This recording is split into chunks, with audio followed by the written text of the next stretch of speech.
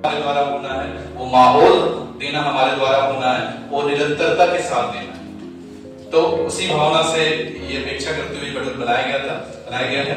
इसमें जो विषय है उस विषय के परिचय पर बात कर लेता हूँ मैं कि क्या क्या किन विषयों पे बात होगी।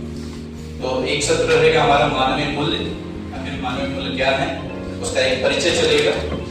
उसके बाद है संवैधानिक मूल्य एवं मौलिक कर्तव्य, जो विषय से जुड़ा हुआ है, जिसकी बात हो रही थी राष्ट्रीय शिक्षा नीति। तो राष्ट्रीय शिक्षा नीति 2020 एवं राष्ट्रीय पाठ्यचर्या की रूपरेखा के परिप्रेक्ष्य मानवीय एवं संवैधानिक मूल्य, यानी इसके परिप्रेक्ष्य में एनईपी 2020 और एससीएल के परिप्रेक्ष्य में मानवीय और संवैधानिक मूल्यों की बात होगी। मूल्यों के विकास में प्रभावी संप्रेषण की क्या भूमिका है, इस पर चर्चा होगी।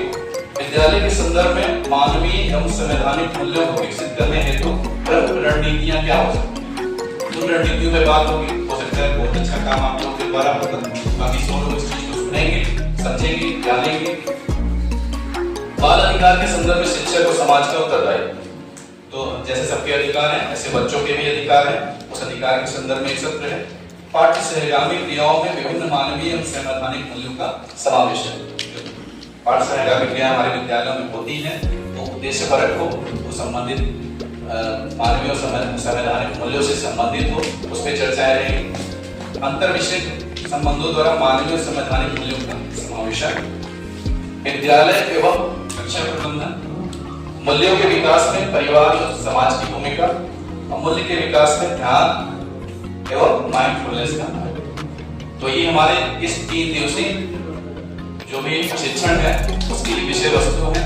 इस विषय वस्तु पे सत्रवार आपसे चर्चाएं होंगी और हम लोगों की अपेक्षा यही रहती है कि जब भी कोई बात हो यहाँ से मंच से, तो ऐसा नहीं कि आप वहां पे सुनने के लिए आए, आप भी अपने आप में एक संसाधन है, हमारे एक दूसरे के लिए संसाधन है। सो स्कूल के लोग हैं, बेसिक के हैं, माध्यमिक के लोग हैं, तो विविधता है हमारे में। तो उन विविधताओं को ध्यान में रखते हुए आप निसंकोच, ये मंच हमेशा आप लोगों के लिए खुला है। किसी भी चर्चा में, किसी भी परिचर्चा में आप हस्तक्षेप करें।